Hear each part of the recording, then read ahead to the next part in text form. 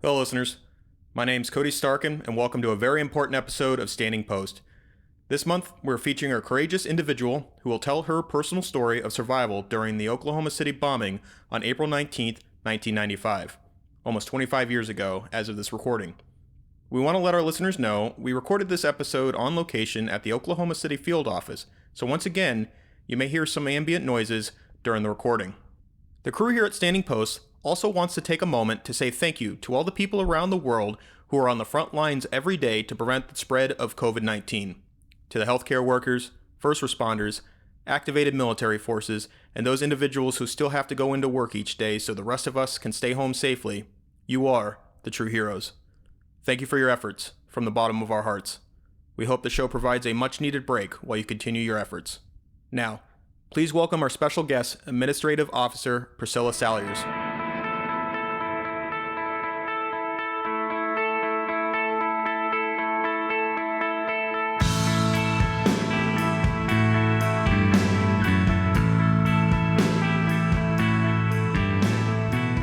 Priscilla, welcome to Standing Post.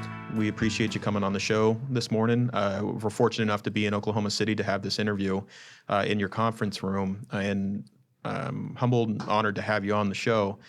But before we start, do you mind introducing yourself to the listeners? I'm Priscilla Salyers, the Administrative Officer of the Oklahoma City field office. And how long have you been in that position for? I came back to the Secret Service in 95, so I've been here for almost 25 years, but I had worked here about 6.5 years before that. And where did you go in between those times? I worked at federal probation. I stayed home. I quit Secret Service the first time because of I had to stay home and help my husband with his business, so I always wanted to come back to the Secret Service. What did you do between your times when you first started with the Secret Service and after the Secret Service? I worked for the Secret Service. I started in 1978, and I worked for about 6.5 years, and then I had to quit for personal reasons. I stayed home to help my husband with his business, and then I went back to the government. I went to federal probation. A couple years later, I went to U.S. Customs Service, and they were located in the Murrah building. And what attracted you to the Secret Service? Was it just, how did you find out about it, and what made you join? When I first moved to Oklahoma, I heard somebody had a job at the Secret Service, and I got interested, and when there was an opening, I applied. Okay. And so did you just go to the field office? I went to the field office we were called field office clerks at that time. How old were you at the time when the incident occurred? 44. Okay. And you've always been in Oklahoma City field office? Yes, I have always been in Oklahoma City field office. Like I said, I started in 1978. I had to quit in 84, and then I came back in 95. There's a reason why we have you on the show today. We wanted to talk to you about April 19th, 1995, the Oklahoma City bombing that occurred on that date.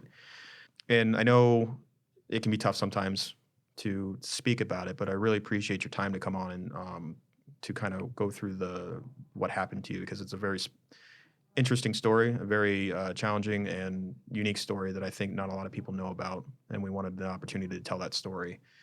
So would you be willing to kind of walk us through just about the morning of how that day started for you? Sure. I at the time I worked for U.S. Customs, and I was the first one in the office.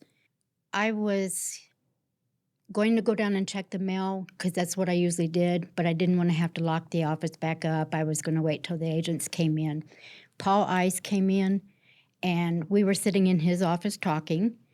And a few minutes later, the other agent came in, which was Claude Medeiros. He walked in, and he went straight to his desk. And when we looked up, and I said, I need to get back to work. So I went back to my desk. I was sitting there. Paul walked up behind me, and he was looking over my shoulder because I had files in front of me, and he was asking me questions. The phone rang, and I went to reach for it, but before I could pick it up, we heard this horrible, horrible explosion. It was like a sonic boom that I remember as a child hearing sonic booms. There was not even enough time to wonder what happened. We locked eye contact, and that was the last time I saw him. I started falling. I didn't know I was falling, but it felt like a whirlwind. I could see stars like when you get up too fast. I couldn't understand what was happening, and I thought maybe I'm having a seizure. It went on, it seemed like forever, very loud whirlwind noise. And then it stopped, which basically I had landed. When everything got real quiet. And I thought I had a heart attack. And I'm like, no, I'm not hurting. I'm trying to figure out what is going on. And I laying there trying to get oriented. And I heard a voice. And someone said, this is a child care center. And there was a response, we know, we're trying to get you out. And my mind is just trying to take this all in. I thought, child care center is on the 2nd floor. I'm on the 5th. I did not know I had fallen down into the basement. My fall was not like a free fall. The fireman explained that it was like taking the slide. So I just went down with everything. But I thought I was still sitting at my desk. Paul was there. Claude was there. They're going to come help get this furniture off of me. And all I could move was my left arm. And I was reaching out, trying to find my computer, trying to figure out what's going on. And I went around behind me and I went, oh no, my dress is up over my waist. And I was just humiliated because I knew the guys were going to be there. Then it was still real quiet. And I'm still trying to figure out where are they, what's going on, because I could not hear anything. As I'm getting oriented, I'm going back and forth. This isn't really happening. And your mind just takes over. Then I realize, okay, I can't move. I can't get out. The pressure on my head was so tight. I had gum in my mouth. I couldn't even spit it out. Oh. All I could move, like I said, was my left arm. So I'm trying to figure out what is going on. And all of a sudden I heard somebody close by. And I started beating my left hand on the rocks because I didn't want them to miss me. And the man took my hand. And as soon as he took my hand, I just felt this peace. Even though I didn't realize what was going on, just having someone there, I knew, okay, I don't have to worry anymore. He said, do you know why you're down here? My first thought was, down here? What are you talking about? Because I thought I'm still on the 5th floor. And he said, we think there's a gas explosion. We're trying to find out.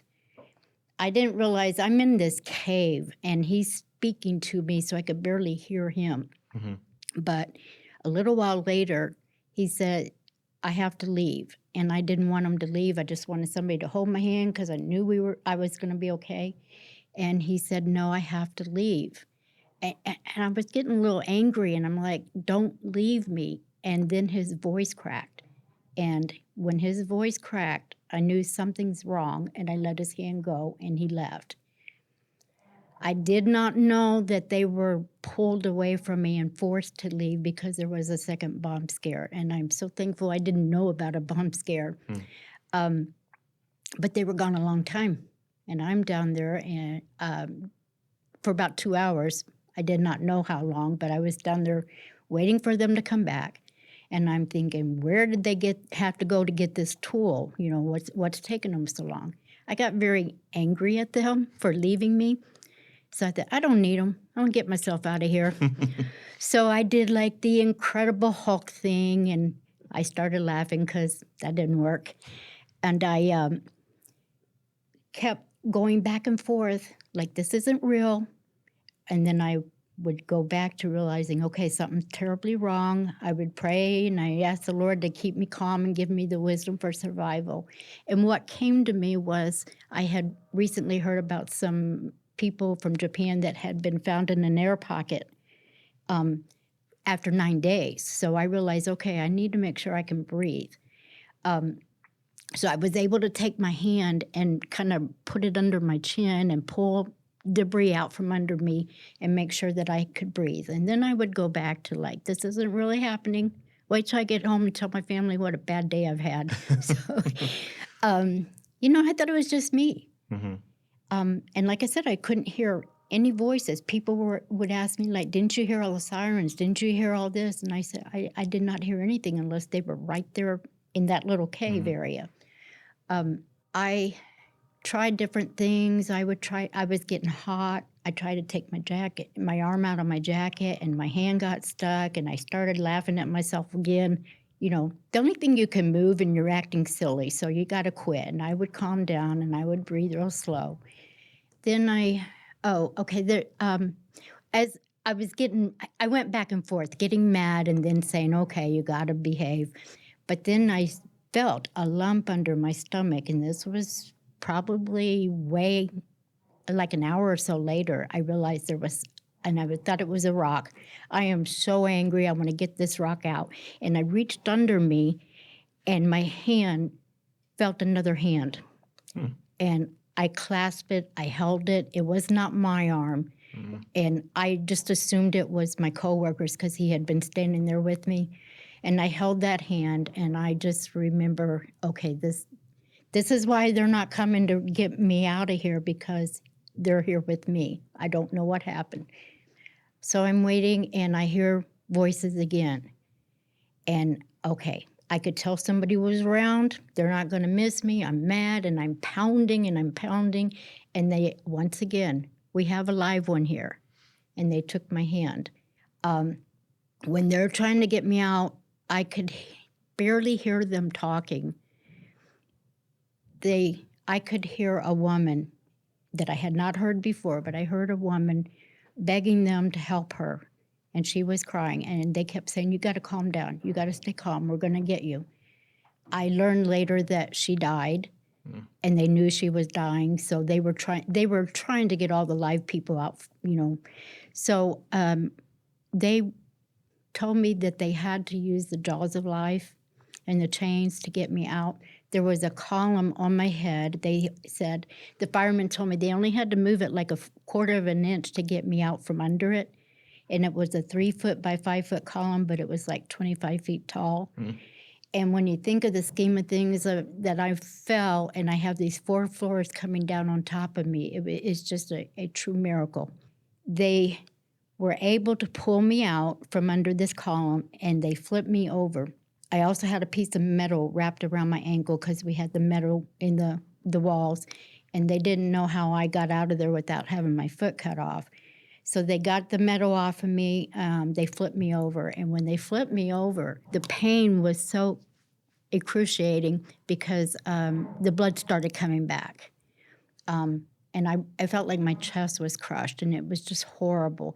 And I looked to my left, and I'm still thinking I'm on the 5th floor. And I looked to my left, and it reminded me of when my parents used to take us to the caves, and you would see the stalactites and all the things in the cave. Well, I could see firemen climbing over all this stuff, and it's not making sense. And I looked up. I could see the sky. Why am I seeing the sky? They took me out the 2nd floor in the back, which is where the daycare center was. And when I looked up, I could see right through the ATF windows, and they were on the 9th floor, and nothing is making sense at all. They got me to the hospital in ICU. I had a punctured lung, broken ribs, and I had that cut on my ankle. I looked like I had been beaten up with a baseball bat, but that's nothing compared to what I went through. I remember being in ICU, and I had the TV on, and I'm watching the news, and I'm going, oh, those poor people. I couldn't even realize I had been right in the middle of that. I would see people that I knew that had worked in the building, and I recognized all of them, but I still couldn't figure out what had happened. Or I think I just wasn't wanting to accept what had happened. Okay.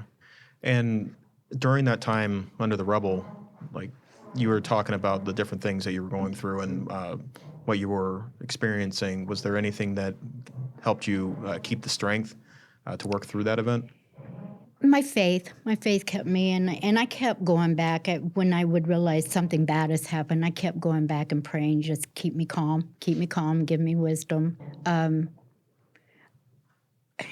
I've often said that I mean, coming out of it and being a survivor was very, very difficult. I often wonder if I would have fought so hard if I had known would have to go through all the emotional, mental part of it. But I'm glad I did. So, How long were you under the rubble? I was trapped for 4.5 hours. Okay. During your time in the ICU and getting better as you're working through everything, how long did that take for you to be able to recover? I was in the hospital for just 5 days because I had, my big thing was the broken ribs, and they can't do anything for you. So I was released and went home and suffered with my broken ribs. We met a gentleman, a chaplain, Chaplain Jack Poe, and he had influence on your life. Would you be able to talk to the listeners about that relationship you had with him? Yes, Jack Poe was the Oklahoma City chaplain, PD chaplain. So after the bombing, when we met Jack Poe, we just took him in, as part of our family. He served as our chaplain unofficially for the last 25 years until the chaplaincy program started with the Secret Service, and now he's an official chaplain. But he was very significant in everything that went on, like the trials. I remember that when the sentencing came down for McVeigh, I went down to the site, and he was down there, and he was helping everybody, and he just was involved in everything with the jury, not the jury, but the trials. He's been very significant in our lives. And what does he mean to you personally? He's a good friend. His wife is a chaplain as well, and so I've known them for 25 years. So how long did it take for you to return back to the office? Was there any challenges with having to return? I was given the automatic 45 days off that you get with workers' comp, and I stayed home for the 45 days, but I had to get focused. I called the office and asked if I could come back, and they told me, you can get another 45 days, it's no problem. And I said, no, I've got to stay focused. I need to know what day it is. I went back to work. It was very difficult because my 2 coworkers were gone. It's hard to focus. You've got short-term memory. You've got all the stuff that happens when you go through a trauma. But I was determined. I remembered I had 3 time cards to do. It took me the whole day, but at the end of the day, I was like, I did it. I did it. And so as time goes on and you continue moving forward with your life at that point, did you find yourself sharing your story a lot? Did individuals, when they were coming into the office, did they know your story, and do they approach you? When we get new employees, they probably hear from other people that, I'm a survivor. I don't normally just bring it up, but I am more than willing to share it, and I have shared it with the agents, and I have no problem with them asking me any questions. 25 years later, we're here, we're talking. The anniversary is coming up here in April. So technically not 25 years, but we're getting there. Who are you today, Priscilla? Who are you as a person resulting from this event? When this happened to me, one of my worst things was survivor's guilt. I wanted to come back to Secret Service. I had always wanted to come back to Secret Service. And after this happened, one of the agents called and asked me if I'd come back. And I said, I can't.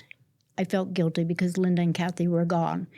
And he said, Prissy, you know that they would be the first ones to tell you to get in line. And I did come back. It was hard, like when their families would come to the office, I felt guilty. I'm here because they're not. But the families were wonderful, and they always welcomed me. I shared stories with them about their loved ones. And I worked hard. I got through the survivor's guilt. I decided I'm going to make Kathy and Linda proud of me, so I got back into the office and picked up the pieces. Life goes on. I try to give people hope. I'm much stronger than I was. When all of this happened, I never focused on the individuals who did this. I wasn't going to let them rule my life.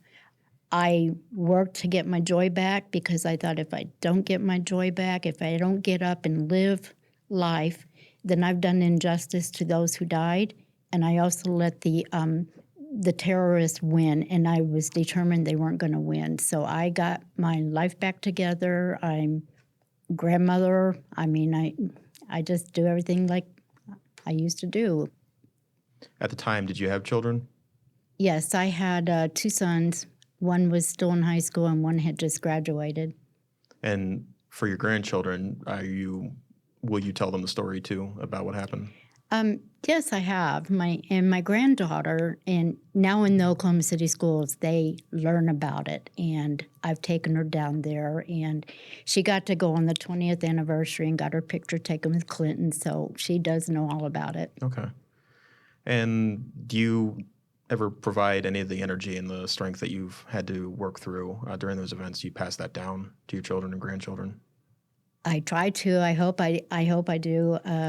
I try to get them to realize that if you can't fix something, move on. If you can fix it, do it. I mean, I just try to instill positive things in them. Prior to the interview, you showed us a sweater. Can you explain to the listeners what that was? Yes, I always knitted. I used to knit for a woman that would design sweaters, and I would knit for her, and I always had my knitting with me. I had a basket of my yarn. I was working on a Christmas sweater. I had it in the office, and I would take my breaks and I would work on it. After the bombing, the agents went up to the Rubble. They were trying to find things that they could salvage, and one of the agents saw my basket all torn up and yarn scattered everywhere, and he started picking it up. Another agent who was not he was from Dallas, he said, "She's not going to want all that." He said, "No, this is her knitting." So they brought it to me, and I was so happy to see that basket of yarn, and it meant the world to me. But I realized I had lost my joy. I can't knit. I don't want to knit. I don't have any desire. And when I went to the trial in Denver, I heard some of the impact witnesses. And a man got on the stand and he said, "I used to make wooden toys. I made a cradle for my grandson." He said, I can't even work on wood anymore." I'm listening. And then the next woman got up. She had lost her baby. And she said, "I used to stay up late at night after I put him to bed, and I would sew." And she made bridesmaids' dresses and things. And she said, "I can't sew." I got angry because I realized that's 3 of us that I know about. They're not going to win. So I went home, and I designed a sweater. I made the sweater. I used yarn that had come out of the building. I have, all the symbols on it, the fence and my guardian angel and red hearts and stars for the 3 unborn babies that were killed. I don't wear the sweater, but I called it my victory sweater because I'm not letting them win. So each year, I know the museum and the memorial have a ceremony about April 19th. Have you participated in these events? Do you make it out there to those type of events to help support it? Yes, on the anniversary, in the beginning, it was very difficult for everybody. As the years have gone by, we have become like one big family. We have met the family members of those who died, and we look forward to seeing each other every year. Sometimes the group will get together, and there'll be people that go to lunch after the ceremony, but it's like a reunion. It helps all of us. Some final questions here. I just wanted to ask you if there was anything that you had for the listeners that you might want to impart, any wisdom, any words of encouragement, things that you may have learned or experienced because of the incident. Going through a trauma, I came out, like I said, I am not going to let them win. So we had some therapists come to the office at Customs. We had some therapists come to the office, and I went to some of the therapist groups. But a lot of them, I could tell, had just read the book. They hadn't experienced anything. So that didn't work for me. And then they sent in a policeman, a policewoman, and a fireman who had been through something traumatic. That gave me hope to see, hey, you did it, you made it. So that got me back on my feet to know that somebody else understood what I was going through. When they tell you, you tell them something that's going on with you, like a short-term memory, or I'm real depressed, or I'm grieving, and they go, that's normal. I got angry because I grew up wanting to be normal, and if this is normal, you can count me out. So we tell everybody it's a common reaction to a trauma. But my goal is to be the hope for somebody else that has gone through something, and that's what I work on. You had a Lifetime movie done about you? I mean, word travels a little bit around here in the office, so would you be able to speak on that? Yes, I was at home, and we would get calls on the answering machine. I know I was asleep, and my husband comes in and said, they're calling about doing a movie.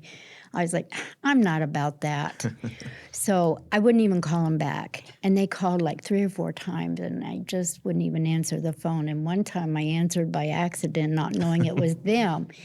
And they wanted to come talk to us, and they wanted to do a movie about somebody who survived and moved on and pulled their life back together.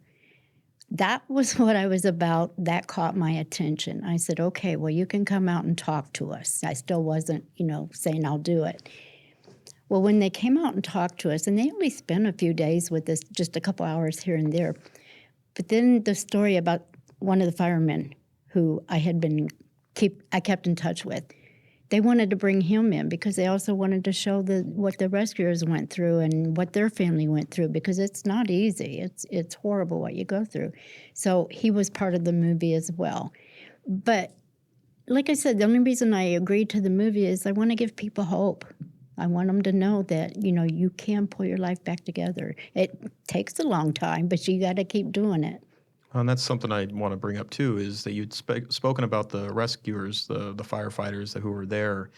Can you speak to their challenges? I mean, I think when we were hearing from a lot of the people we were interviewing that there was a great deal of challenges that the rescuers had to go through because of the incident. The part that I can speak of is, I know that, and I went to critical incident workshops and spoke to several of them, but I know that I can remember this one policeman, he was having a very hard time because he had held a woman's hand and she died. And he felt horrible that he couldn't save her, that he couldn't do anything. I always told the rescuers the wonderful peace I had when they took my hand, because it was like, I don't have to worry anymore. Somebody's here with me. I know that if I had died, it would have been like going to sleep, and I would have died with the peace. Mm-hmm. And I'm like, if you held their hand and gave them that comfort, that is the best thing you could have done for them. I can't experience that, but I can understand it as far as what you're saying. Well, I mean, none of us knew whose time it was to go. I mean, they can't prevent it if it's your time. I had I think I felt really bad because we're working law enforcement. We're always told to watch out for briefcases or things, and we kind of expect something can happen. We don't anticipate it, but we know. But you had innocent people going down to Social Security with their little ones, and the people that weren't normally at our building, I hated that for them. Do you think, kind of changing the subject here, the museum that Oklahoma City has put together, do you think they did justice for those who perished in the incident? Yes, I was on the committee when they were doing the outside memorial part. I was on the committee that came up with the mission statement. That was a really good healing process for me because it was all raw emotions. We wanted to make sure we included rescuers, family members, survivors in the whole mission. And it was tough. It was tough because we had all raw emotions, but we all came together. And then with the museum, they had designers put out something, and the museum is awesome. They set it up kind of like the Holocaust, where it tells the whole story. And once they were able to get the evidence released from the FBI and included it, it's like it tells the whole story, and I think it gives people hope at the end. I mean, they can go through and see what happened and understand better. Is there any personal words that you'd like to share with the Secret Service? I just feel like with the Secret Service, it is like one family, and I have been around Secret Service for a long time. I love how they include everybody and look out for each other.